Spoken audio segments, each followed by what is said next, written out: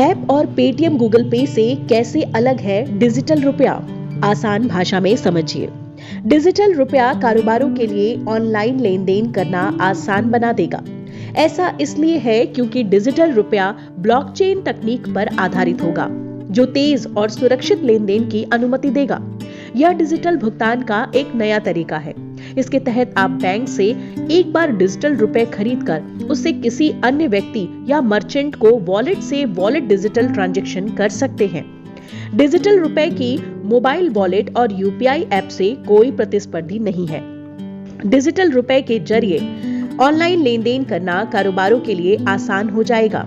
Digital currency पूरी तरह से एन्क्रिप्टेड मुद्रा होगी, जिसे सिर्फ डिजिटली एक्सेस किया जा सकेगा। नई दिल्ली। भारत सरकार की डिजिटल रुपए की घोषणा के साथ इस बारे में अटकलें लगाई जा रही हैं कि यह मौजूदा डिजिटल वॉलेट के कारोबार को प्रभावित करेगा, जबकि डिजिटल रुपया अभी भी विकास के शुरुआती चरण में है। भारत में व्यवसायों के संचालन के तरीके पर इसका बड़ा प्रभाव पड़ने की उम्मीद है। डिजिटल रुपया कारोबारों के लिए ऑनलाइन लेन देन करना तो आसान बना ही देगा। ऐसा इसलिए है क्योंकि डिजिटल रुपया ब्लॉकचेन तकनीक पर आधारित होगा, जो तेज और सुरक्षित लेन देन की अनुमति तो देगा ही, और साथ ही यह सवाल भी सभी के मन में उठ रहा है कि क्या भुगतान का यह नया तरीका यूपीआई और मोबाइल वॉलेट जैसे पेटीएम और गूगल पे का सीधा प्रतिस्पर्धी हो सकता है। कैसे गेम चेंजर होगा डिजिटल रुपया? एसबीआई के चेयरमैन ने किया पूरा एक्सप्लेन। पहला सवाल, मोबाइल वॉलेट और यूपीआई ऐप से कोई प्रतिस्पर्धा नहीं। डिजिटल रुपए का पेटीएम, गूगल पे और फोन पे जैसे मोबाइल वॉलेट और यूपीआई ऐप से कोई प्रतिस्पर्धा नहीं है। यह सिर्फ डिजिटल भुगतान का एक नया तरीका है। इसके तहत आप बैंक से एक बार डिजिटल रुपए खरीदकर उसे किसी अन्य व्यक्ति या मर्चेंट को वॉलेट से वॉलेट ट्रांजैक्शन कर सकते हैं।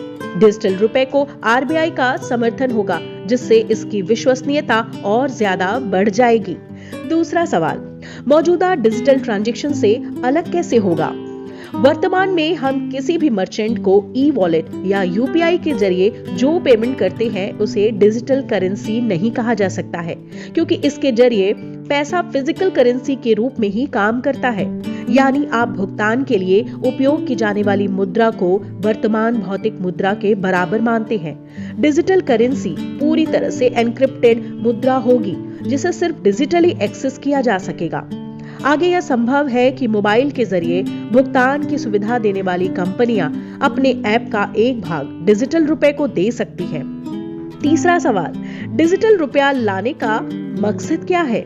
सीबीडीसी यानी central bank digital currency reserve bank द्वारा जारी की जाने वाली मुद्रा नोटों का एक डिजिटल रूप होगा। वित्त वर्ष 2022-23 के आम बजट में वित्त मंत्री ने ब्लॉकचेन आधारित डिजिटल रुपए को पेश करने की घोषणा की थी। वहीं केंद्रीय बैंक का कहना है कि मुद्रा के मौजूदा रूपों को बदलने के बजाय डिजिटल रुपए का लक्ष्य डिजिटल मुद्रा का पूरक है। इसका मकसद उपभोक्ताओं को भुगतान के लिए अतिरिक्त विकल्प देना है। आगे ऐसी और बड़ी खबरों के लिए बने रहिए एनबी न्यूज के साथ।